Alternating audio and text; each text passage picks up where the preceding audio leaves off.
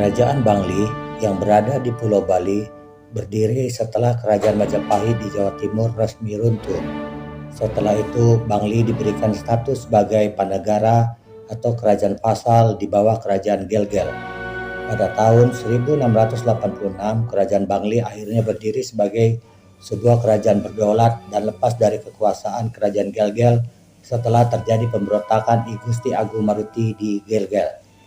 Kerajaan Bangli didirikan oleh I Dewa Gede dan Becinga pada sekitar abad ke-16.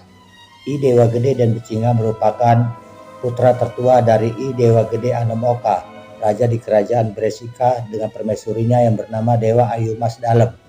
Sebelum membangun kota di hutan Jarak Bang yang menjadi lokasi kerajaan saat itu, I Dewa Gede Anomoka pernah berpesan kepada Den Becinga untuk membangun kota di lokasi tersebut.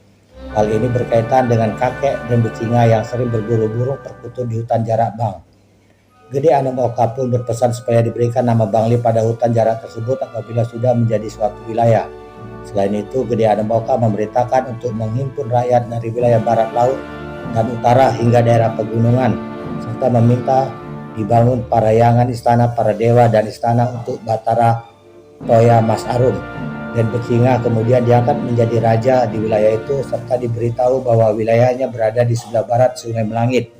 Setelah itu, sesuai dengan titah ayahnya, I Dewa Gede dan Becinga mulai menata dan membangun hutan Jarak Bang bersama masyarakat saat itu. Ia juga membangun istana yang diberi nama Puri Rum sebagai pusat dari pemerintahannya. Wilayah inilah yang hingga saat ini dikenal sebagai daerah Bangli. Masuknya Belanda ke Bali membuat perubahan besar terhadap keberadaan raja-raja di Bali. Belanda mampu mengendalikan Bali meski belum sepenuhnya. Hal ini dibuktikan oleh Raja Bangli, I Dewa Gede Tangkeban, yang memohon kepada Jenderal Michaelis supaya diberikan kekuasaan atas Buleleng, Karangasem, Mengwi, dan Gianyar. Raja Gede Tangkeban kemudian mendapat izin dan diberi wilayah Buleleng oleh Belanda. Namun selanjutnya wilayah Buleleng diambil lagi oleh Belanda. Hal ini bertujuan supaya Raja Bangli fokus pada keamanan wilayahnya dari ancaman Gianyar dan Karangasem. Pemerintah Belanda mulai menguasai Bali secara penuh setelah pecah Prapuputan Badung pada tahun 1906 dan Puputan Kelungkung pada tahun 1908. Pada tahun 1909 Bangli secara resmi tunduk pada Belanda dan menjadi kerajaan terakhir di Bali yang menyerah.